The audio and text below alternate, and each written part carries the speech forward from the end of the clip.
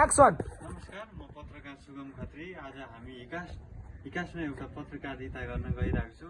आजको कार्यक्रमको केसमा आउनु भएको छ वरिष्ठ महिला रोग विशेषज्ञ डाक्टर रामकृष्ण यादव र आज हामी के विषयमा कुरा गर्दैछौँ भने महिलामा बाँझोपन हुनेको प्रमुख कारण डाक्टर साहबलाई सुरुवात गरिदिन चाहनुहुन हार्दिक अनुरोध गर्दछु।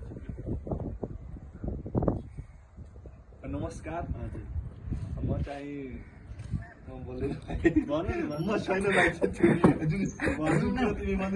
अलि भनौँ न, तपाईँले प्रश्न सोधौँ न। प्रश्न अर्को प्रश्न, महिलाहरूमा उत्तेजन कतिखेर हुन्छ?